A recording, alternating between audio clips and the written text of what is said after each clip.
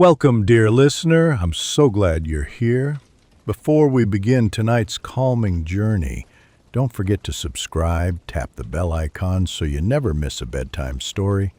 Leave a like if this helps you relax and share your thoughts in the comments. I love hearing from you. Now, lay back, take a deep breath, and let the world fade away. Wishing you a peaceful night, sweet dreams, and the deepest, most restful sleep. Let's begin. Good evening, dear listeners. Welcome to this journey through time, a story of courage, vision, and the making of a nation. Tonight, we delve into the life of a man who stood at the cradle of a new republic. A man whose name echoes not only through the monuments of Washington, D.C., but through the very soul of American identity. This is the story of George Washington, the general, the president, the farmer, and the founding father. A tale not only of wars and politics, but of inner battles, personal losses, enduring honor, and legacy. So, lie back, relax, and allow the pages of history to turn around you.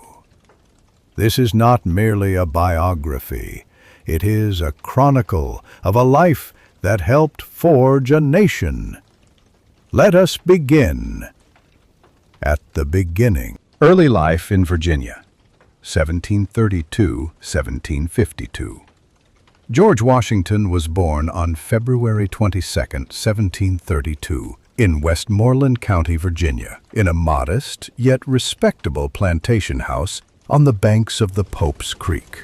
The world he entered was still a colonial frontier, deeply British in identity, but already whispering the desire for independence. His father, Augustine Washington, was a planter and businessman with growing ambitions, and his mother, Mary Ball Washington, a woman of strong will and piety, shaped George's early understanding of duty and self-discipline. From his earliest days, George was surrounded by tobacco fields, the rhythm of plantation life, and the stern expectations of a growing Virginia gentry. Yet fortune did not fully smile on young George. At the age of 11, his father died, and with him went any realistic opportunity for an English education, something his half-brothers enjoyed. George's formal education would remain limited. He was never a scholar in the classical sense. Instead, he learned through observation, reading, and relentless practice. The man who would one day command armies and a nation was, as a boy, mostly self-taught. But education was not the only thing his father's death altered. It changed his path. Without the wealth to send him abroad or to buy an officer's commission in the British Army, the typical path of advancement, George sought opportunity through other means. He learned geometry and surveying, which gave him both employment and a familiarity with the vast Virginian wilderness, a skill that would prove crucial in the years to come.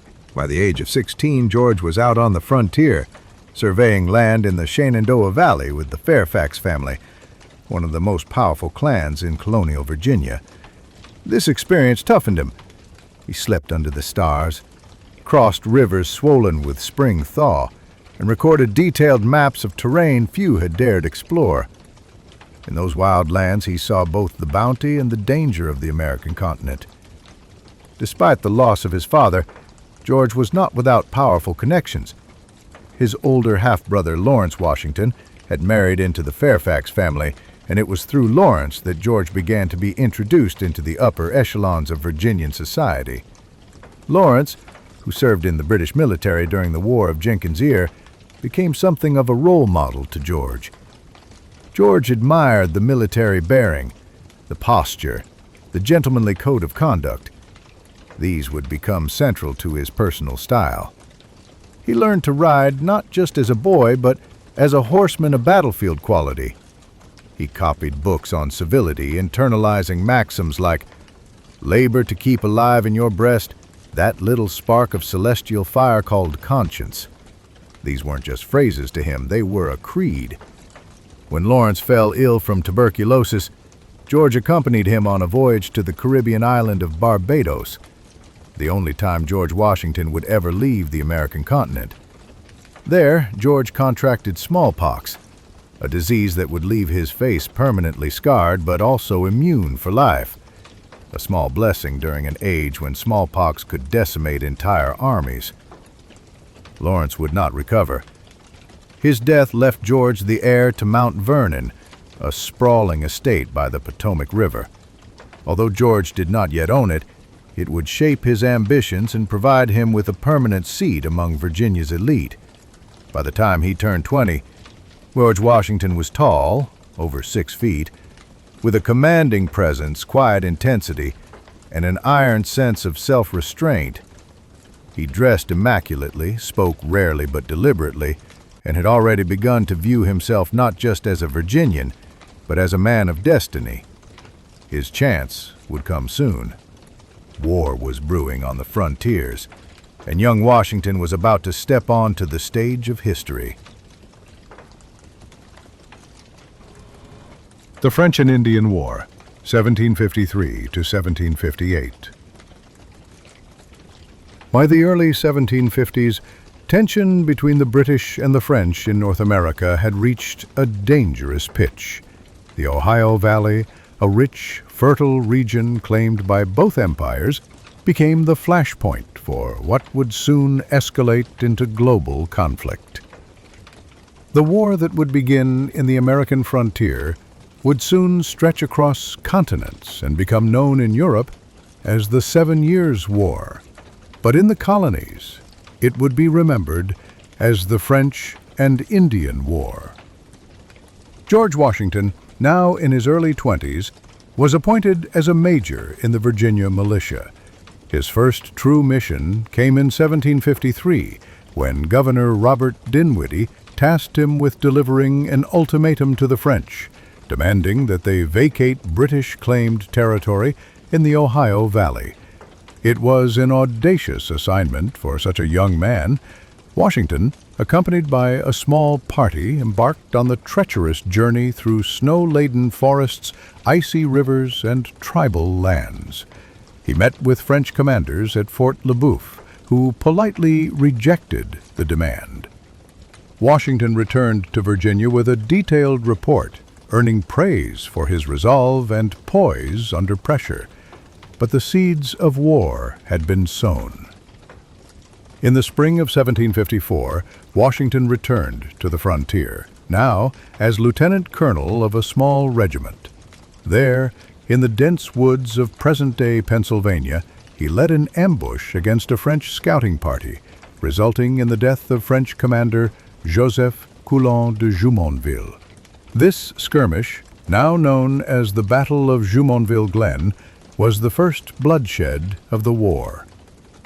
Washington's actions were controversial. The French saw the attack as an assassination.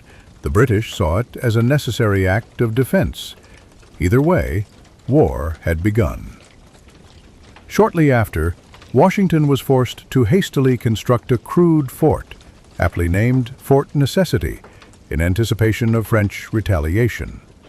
What followed was a disastrous defeat. In July 1754, French forces surrounded the fort, and Washington was compelled to surrender. It was the only time in his military career that he would surrender to an enemy. Though the defeat was humiliating, Washington's bravery under fire and sense of command impressed many. He returned to Virginia not as a disgraced officer, but as a young man marked by experience and resilience. In 1755, Washington volunteered as an aide to British General Edward Braddock in a massive campaign to seize Fort Duquesne. The campaign would become one of the worst defeats in British military history. Ambushed by French and Native American forces near the Monongahela River, Braddock's forces were cut down in brutal fashion. Braddock himself was mortally wounded, and in the chaos, it was Washington who helped organize the retreat and save what remained of the army. He had 2 horses shot out from under him, and 4 bullet holes pierced his coat, yet he was miraculously unharmed. His calm under fire earned him widespread admiration. He became a folk hero, a symbol of frontier strength and unflinching leadership. For the next several years, Washington would command the Virginia Regiment, defending the colony's western borders from constant raids. It was grueling, unglamorous warfare, marked by hardship, skirmishes, and long marches through brutal terrain.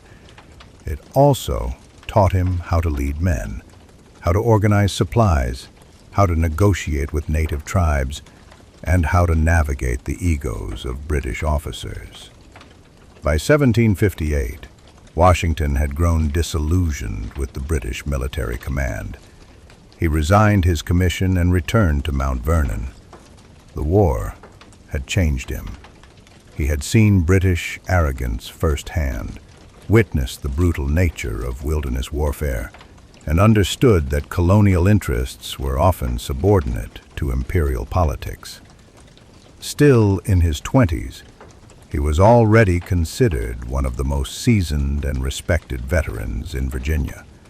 He had not yet imagined himself leading a revolution, but the seeds of skepticism toward British authority had been planted. The Road to Revolution, 1759 to 1775. With his military service concluded, George Washington turned toward building a domestic life.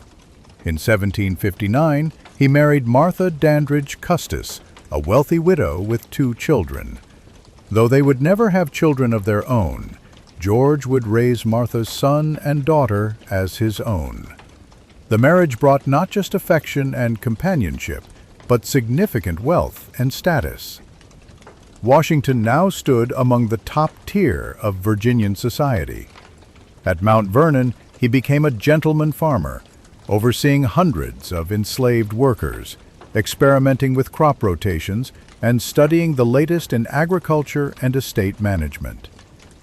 Yet even as he cultivated tobacco and entertained guests, Washington never truly retreated from public life. He was elected to the Virginia House of Burgesses, where he began to engage in colonial politics. At first, he remained loyal to the British Crown, like most colonial elites, but by the early 1770s, relations between Britain and her American colonies were rapidly deteriorating. The Stamp Act, the Townshend Acts, and the Quartering Act were seen by many colonists as intolerable. The idea that Parliament could tax them without representation struck at the heart of their rights as Englishmen.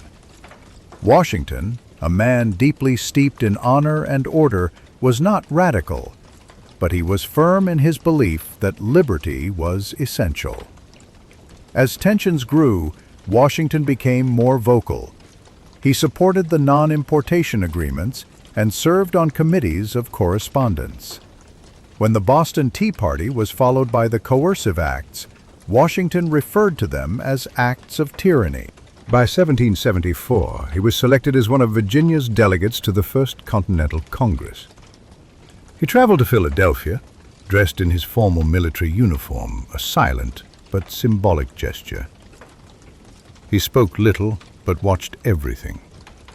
He was not a fiery orator like Patrick Henry or John Adams, but he exuded presence, seriousness, and quiet determination. Events moved quickly. In April 1775, the battles of Lexington and Concord ignited open warfare. The colonies were now in armed rebellion. In May, at the Second Continental Congress, Washington was present once more. And on June 15, 1775, he was unanimously chosen to command the Continental Army. It was a decision that blended politics and practicality.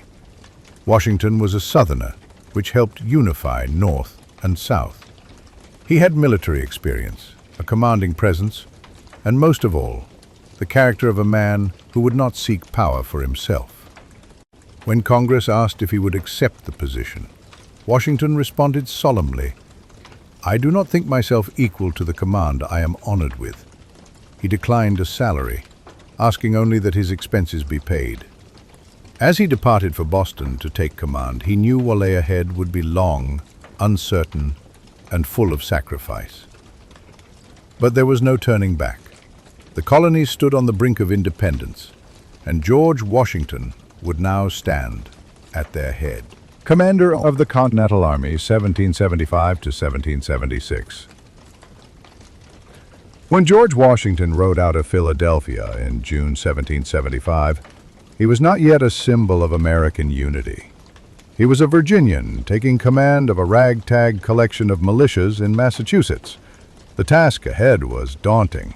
Create a coherent army from undisciplined volunteers, fight one of the most powerful militaries in the world, and do so without adequate weapons, money, or supplies. He arrived in Cambridge, Massachusetts in early July, where he formally took command of the troops besieging British forces in Boston. The soldiers were largely untrained farmers and tradesmen. Morale was uneven. Discipline was lax. Supplies were desperately short. Desertion was common. Washington set to work immediately. He imposed order, created standard regulations, and worked tirelessly to forge a real army from chaos. One of his first major concerns was smallpox. The disease had begun to spread among the troops, and Washington, having survived it in Barbados, understood the threat. In a decision that would save thousands of lives, he later mandated mass inoculation for the Army, one of the earliest examples of organized vaccination in American history. Throughout the siege of Boston, Washington faced a stalemate. He lacked artillery to drive the British out. But fortune soon turned. In early 1776, Colonel Henry Knox transported 60 tons of cannons captured at Fort Ticonderoga across frozen rivers and snowy mountains to Boston. It was a feat of logistics and sheer will. With the newly placed artillery on Dorchester Heights, Washington now held the high ground. The British, under General Howe, realized their position was untenable. On March 17, 1776, they evacuated the city. It was Washington's first major victory, won not with battle but with strategy and resolve. But celebration was short-lived. That summer, British forces returned in greater strength, aiming to crush the rebellion. The Revolutionary War campaigns, 1776 to 1781.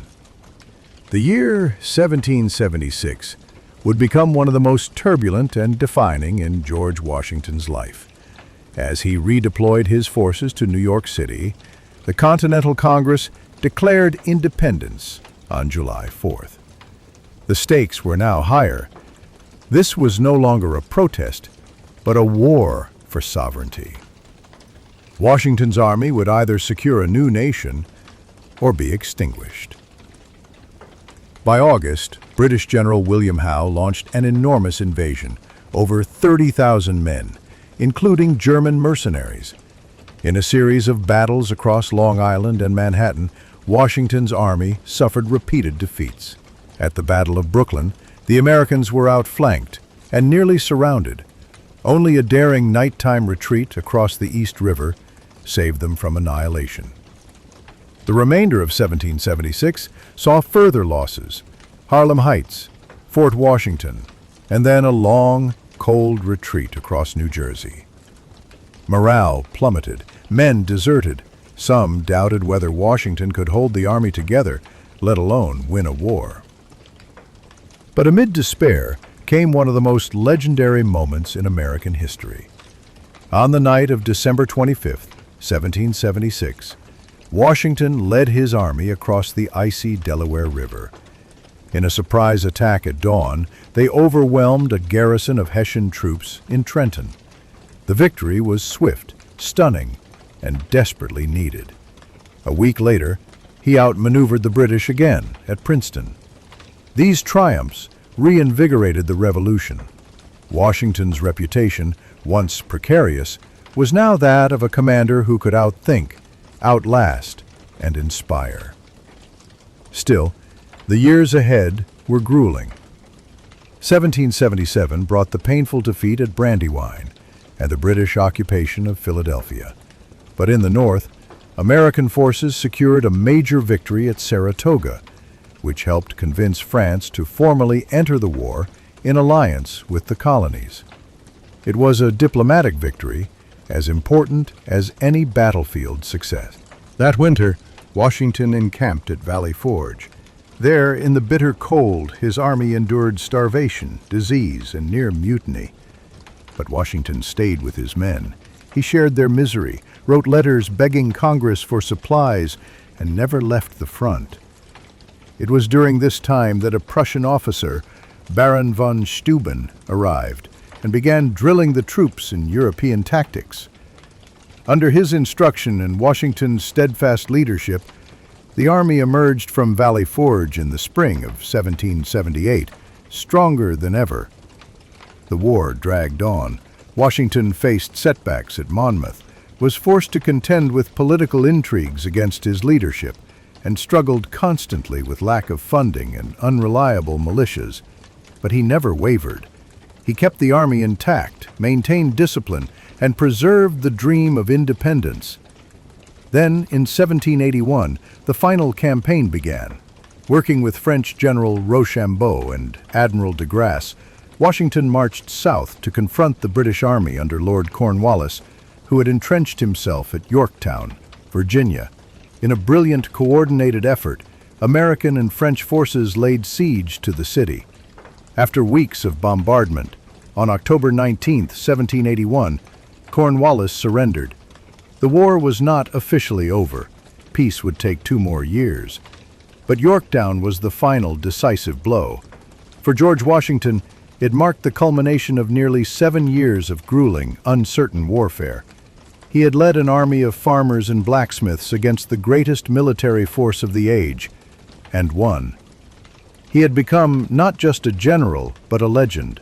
The winter at Valley Forge, and the turning point, 1777, 1778. Valley Forge is etched into American memory, not as a site of battle, but as a crucible, a place where suffering, perseverance, and transformation fused into a moment that defined the American cause. In December 1777, after the loss of Philadelphia to the British, George Washington led the remnants of his army into winter quarters at Valley Forge, about 20 miles northwest of the occupied city. It was a strategic location, far enough to avoid sudden attack, close enough to monitor British movements. What awaited them there was not a battlefield, but an ordeal of nature and neglect. The winter was brutal. Nearly 12,000 men entered the camp, many of them without shoes or coats. Huts were hastily built from logs. Supplies were scarce. Congress, fractious and slow, could not meet the army's needs. Hunger stalked the camp. Disease, dysentery, typhus, pneumonia claimed thousands. The smell of smoke and sickness hung in the frozen air. Washington was not spared the hardship. He refused to sleep in comfort while his men froze. He walked among the soldiers daily, speaking with them, sharing their pain.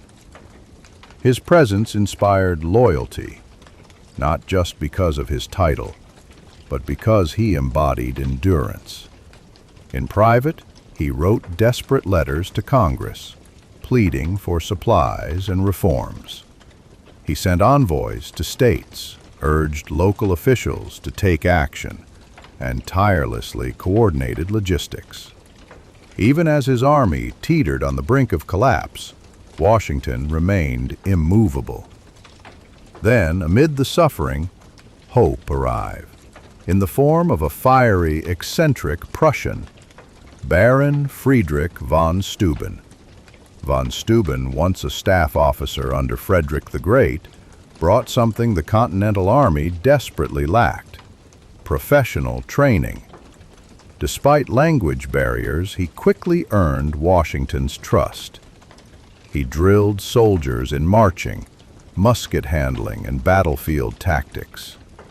He introduced standard formations, discipline, and hygiene practices. The change was dramatic. When spring came, Valley Forge was not the same camp. The Army had been hardened, reshaped, and reborn. It marched out of winter with new discipline and unity. Washington now had a real army, not just in spirit, but in form. That transformation would soon be tested. Final victory and resignation, 1778 to 1783. As 1778 unfolded, the dynamics of the war began to shift. With France formally entering the conflict, Britain now faced a global war.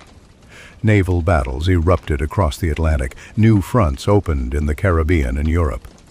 For Washington, the French alliance was both a blessing and a challenge, offering vital support, but also requiring delicate coordination between two very different military cultures. The Continental Army, now more seasoned, began to hold its own. In June 1778, at the Battle of Monmouth in New Jersey, Washington led a fierce engagement in scorching heat. The battle ended in a stalemate, but it showcased the Continental Army's newfound discipline. No longer would they flee in panic. They fought toe-to-toe with British regulars and held. But the war dragged on. Over the next 3 years, the fighting shifted south. British commanders hoped to stir Loyalist support in Georgia and the Carolinas. The war in the South grew brutal, marked by guerrilla warfare, scorched earth, and civilian suffering. Washington remained in the North, focusing on holding the fragile alliance together and maintaining the integrity of the Army. Meanwhile, enemies emerged from within. Some in Congress, frustrated by the war's slow pace, began to question Washington's leadership. A conspiracy, known as the Conway Cabal, briefly threatened to replace him. But the plot collapsed, and Washington's quiet dignity only strengthened his standing. Then came 1781, and the opportunity to strike a final blow.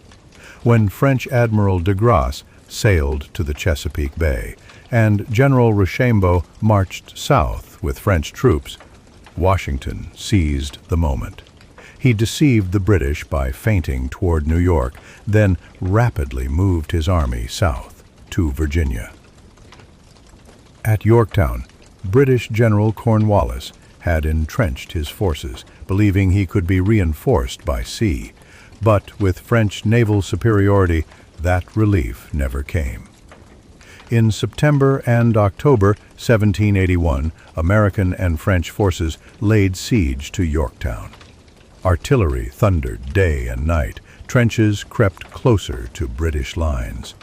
Washington, in his full general's uniform, personally lit the first fuse of the opening cannon. On October 19, Cornwallis surrendered. The war was effectively over. News of the victory electrified the colonies. Bells rang, crowds wept. The impossible had happened. A collection of rebels had defeated the greatest empire on earth. But Washington did not let victory go to his head. He kept the army intact, wary of British retaliation. He continued to press Congress to pay and feed his troops. For 2 more years, the army remained mobilized as diplomats negotiated peace in Paris. In 1783, the Treaty of Paris was signed. The United States was officially recognized as an independent nation. Now the question became, what would Washington do? In December 1783, in Annapolis, Maryland, Washington entered the chambers of Congress. In a solemn, unforgettable act, he surrendered his commission. "Having now finished the work assigned me," he said, "I retire from the great theater of action." He handed back power. He asked for no reward. He returned not to a throne, but to his farm at Mount Vernon. The act stunned the world. In an age of kings and warlords, a victorious general relinquished power voluntarily. Even Britain's King George III reportedly said, "If he does that, he will be the greatest man in the world." And so, George Washington went home, beloved, admired, and at peace. But fate was not finished with him. The Constitutional Convention, 1787. After resigning his military commission, George Washington hoped to live quietly at Mount Vernon, tending his lands and watching his adopted grandchildren grow. He immersed himself in farming innovations, oversaw crop rotations, and corresponded with thinkers and friends. But peace would not last long. The nation he had fought to create was faltering. Under the Articles of Confederation, the central government was weak. States operated almost like independent countries, issuing their own currency, levying their own tariffs, and often ignoring national authority. Debts from the Revolutionary War remained unpaid. Commerce was stalling. Foreign powers tested American resolve. Worse still, civil unrest had begun to rise. In 1786, Shays' Rebellion erupted in Massachusetts, a violent uprising of farmers against taxation and debt. To many, including Washington, it was a stark sign that the republic might collapse from within. Calls grew for a new constitutional convention, a gathering of delegates to revise the Articles. Reluctantly, Washington agreed to attend. His presence alone gave the convention legitimacy. When he arrived in Philadelphia in May 1787, he was unanimously chosen as president of the convention. Though Washington rarely spoke during the debates, his watchful silence carried weight. He presided over the sessions with discipline and gravity, ensuring order and focus. The real intellectual duels took place among men like James Madison, Alexander Hamilton, and Benjamin Franklin. But Washington was the steady hand, the embodiment of unity, the guardian of the process. The result was a bold new document, the United States Constitution. It created a federal system with checks and balances, a bicameral legislature, a judiciary, and a strong executive branch. At its center stood a new office, the presidency. From the beginning, many assumed who would fill it. Washington becomes the first president, 1789. In 1789, following the ratification of the Constitution, George Washington was unanimously elected the first president of the United States. No other figure commanded such trust, such respect, or such symbolic power.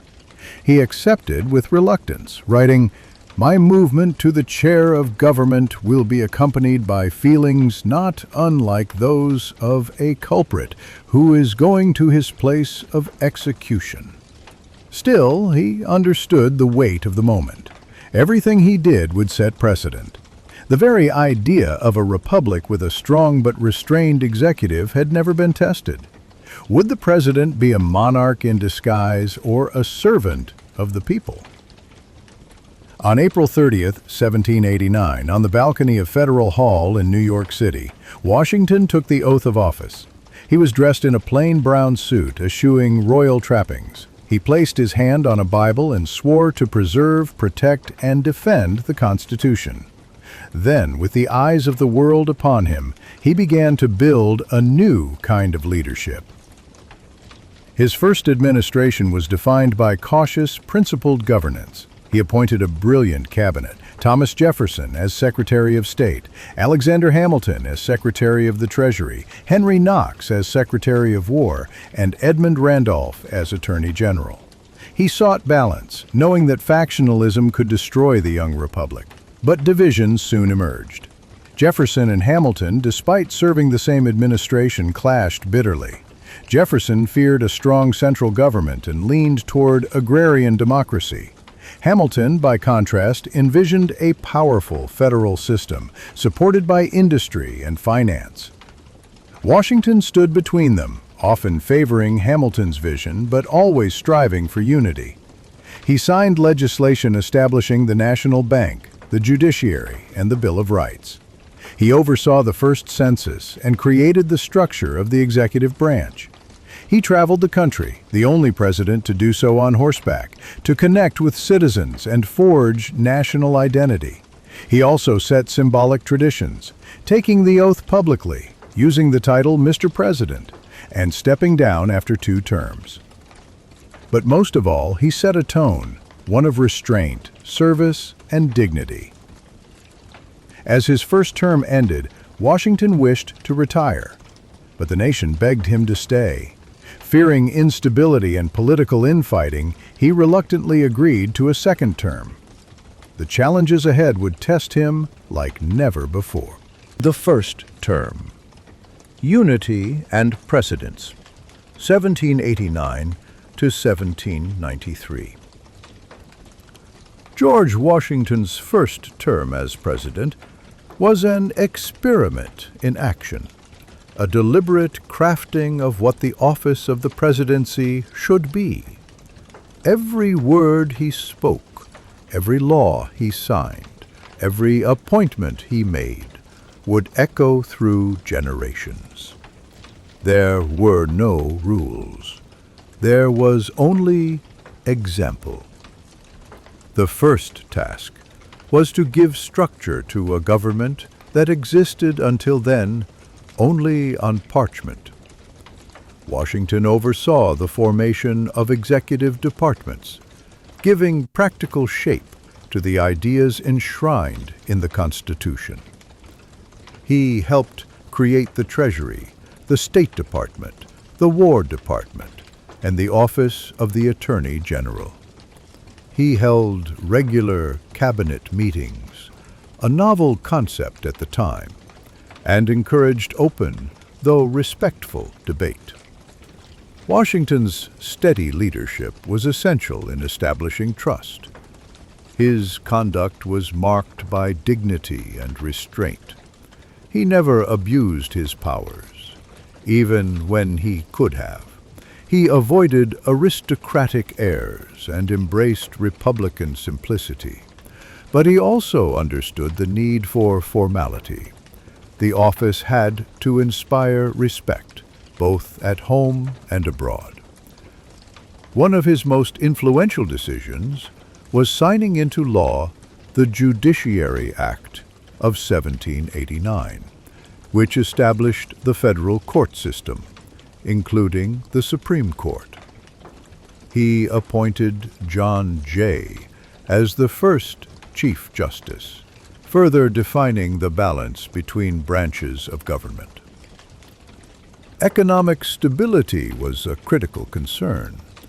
Alexander Hamilton, Washington's Secretary of the Treasury, proposed bold measures. The federal government would assume state debts from the war, establish a national bank, and create a system of tariffs and taxes to support federal operations. Washington supported Hamilton's vision, despite opposition from Thomas Jefferson and others who feared federal overreach. In 1791, Washington signed the charter for the first bank of the United States, laying the foundation for American finance. He also approved the Revenue Act and the controversial excise tax on whiskey, a decision that would spark dissent in the frontier regions. Culturally, Washington encouraged science, education, and national identity. He supported the creation of a national university and the expansion of infrastructure, understanding that a nation is built not only by laws, but by shared purpose. At the end of his first term, Washington was weary. The burden of office, the endless letters, the pressure to remain neutral among warring political factions, all weighed heavily on him. He planned to retire. But across the country, voices rose in unison, urging him to continue. He yielded again to duty. The Republic was still too fragile, the divisions too deep. And so he agreed to a second term, a decision he would come to both honor and regret. The second term, foreign affairs and domestic challenges, 1793 to 1797. Washington's second term began amid growing storm clouds, both at home and abroad. In Europe, the French Revolution had erupted into violence. At first, many Americans sympathized with France, their former ally, but as the revolution turned radical, executing thousands, including King Louis XVI, public opinion split. When France declared war on Britain, the United States found itself caught between old loyalties and new realities. Washington was resolute. The young republic could not afford another war. In April 1793, he issued the Proclamation of Neutrality, declaring the United States impartial in the conflict. It was a bold move and a controversial one. Critics accused him of abandoning the French. Jefferson resigned from the cabinet in protest. Then came the arrival of Edmond Genet, the French ambassador. Citizen Genet openly attempted to recruit American privateers to fight for France, directly violating neutrality. Washington, enraged by the breach of diplomacy, demanded Genet's recall. His measured handling of the crisis reaffirmed American sovereignty and the authority of the executive. Domestically, Washington faced a growing rebellion. In 1794, Western farmers, furious over the whiskey tax, rose up in armed resistance. The Whiskey Rebellion threatened federal authority in a way not seen since Shays' Rebellion. But this time, the government was stronger. Washington, for the first and only time as president, led troops into the field, nearly 13,000 militiamen, to quash the uprising. The show of force worked. The rebels dispersed without bloodshed. The federal government had proven it could and would enforce its laws. In 1795, Washington faced another diplomatic crisis. Tensions with Britain were rising again. British ships were seizing American vessels and impressing sailors. War loomed.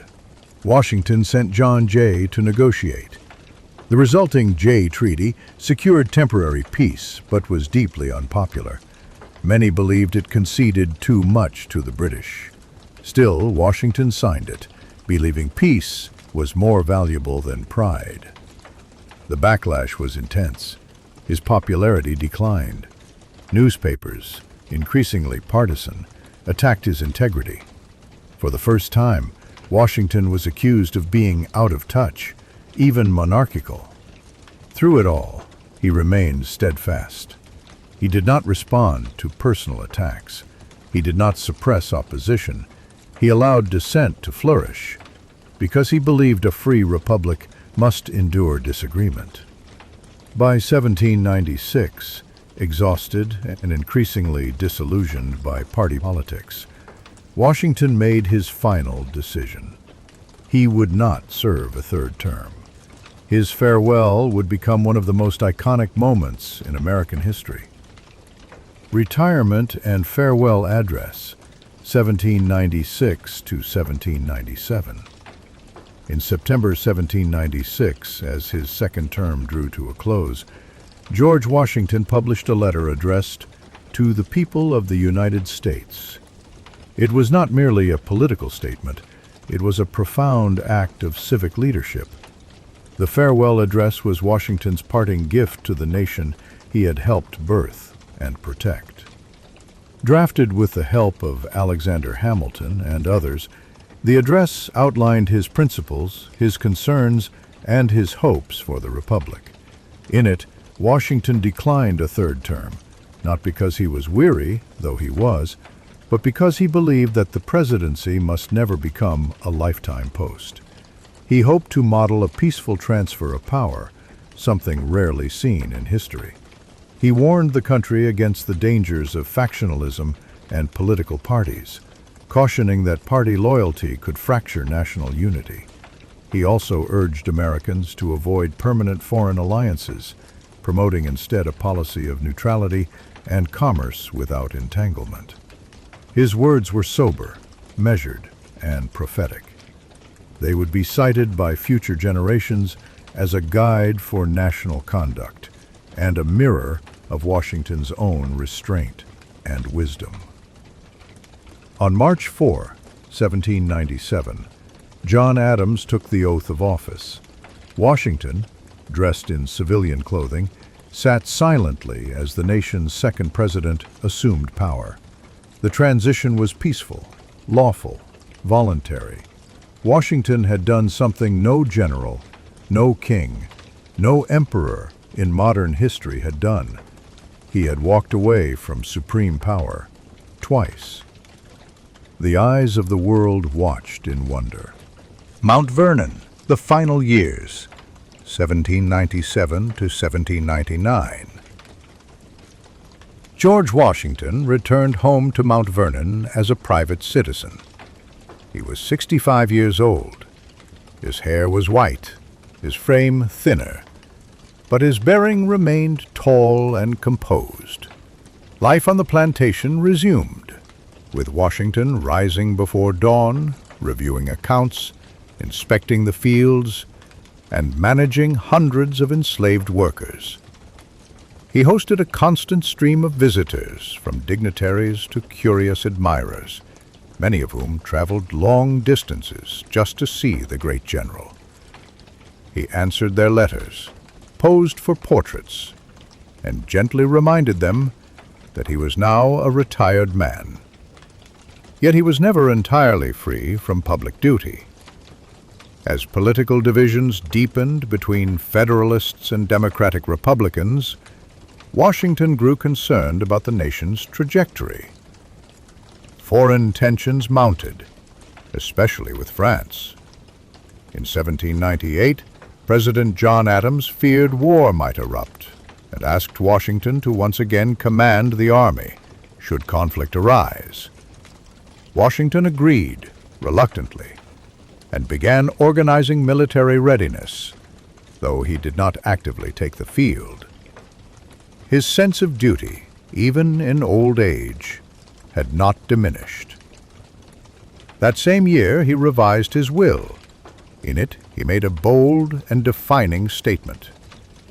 He ordered that all the enslaved people he personally owned be freed upon the death of his wife, Martha. It was a rare and courageous act in the slaveholding South, a glimpse into the complex moral evolution of the man who had once profited from human bondage. Then came the cold December of 1799. On December 12th, Washington spent hours riding through freezing rain, inspecting the grounds. That evening, he dined without changing his wet clothes. The next day, he complained of a sore throat. By nightfall, it had worsened. By December 14, he struggled to breathe. Physicians were summoned. They bled him, a common treatment of the time, but it only weakened him further. He died later that night at Mount Vernon, with Martha at his side. His last words were calm. "'Tis well." He was 67 years old. The news spread rapidly. Bells tolled in every major city. Across the ocean, even in Britain, Parliament paused to honor the man who had once led armies against them. Eulogies called him the father of his country. Tributes poured in. Artists painted him as a modern Cincinnatus, the Roman hero who took up arms for the Republic, then laid them down to return to his farm. But George Washington was not a myth. He was a man. He was a man, complex, imperfect, and deeply human. And his final years, lived in quiet dignity and reflection, added as much to his legacy as his years in battle and office. George Washington's legacy. In the centuries since his death, George Washington has come to symbolize not just the birth of a nation, but the ideals upon which that nation was founded. His image graces currency, monuments, and the capital that bears his name. But his true legacy lies deeper, in character, precedent, and principle. Washington did not invent American democracy, but he gave it legitimacy. He made the abstract real. In war, he provided endurance. In politics, stability. In office, restraint. He was not the most eloquent of the founders. That title belongs to Jefferson. Nor was he the most intellectually prolific. That belongs to Madison. But he was the indispensable man, the figure without whom the American experiment might have failed before it began. His greatest act may have been surrendering power, not once, but twice. First, when he resigned his military commission in 1783, and again when he refused a third presidential term in 1797. These acts embedded a core principle into the American system, that leaders serve the people, not themselves. Washington also embodied unity. He was the only president unanimously elected, twice, because all regions, all factions, saw him as someone above politics. His farewell address remains a timeless reflection on American values, warning against partisanship, urging civic virtue, and advocating neutrality in foreign affairs. Yet his legacy is not without shadows. Washington was a slave owner, one of the wealthiest in Virginia. While he eventually freed the enslaved individuals he owned outright, he remained deeply embedded in the system of slavery throughout his life. His actions in this regard reflect the contradictions of the founding era, the pursuit of liberty coexisting with the bondage of others. Still, Washington's gradual moral reckoning, his will to free his slaves, and his open discomfort with the institution set him apart from many of his contemporaries. He was, in every sense, a man of his time, and yet often a man ahead of it. Today, Washington is remembered not because he was flawless, but because he aspired toward greatness with humility. He respected limits. He believed in the Constitution. He trusted the people. And that trust, that compact between leader and citizen, became the bedrock of the American Republic.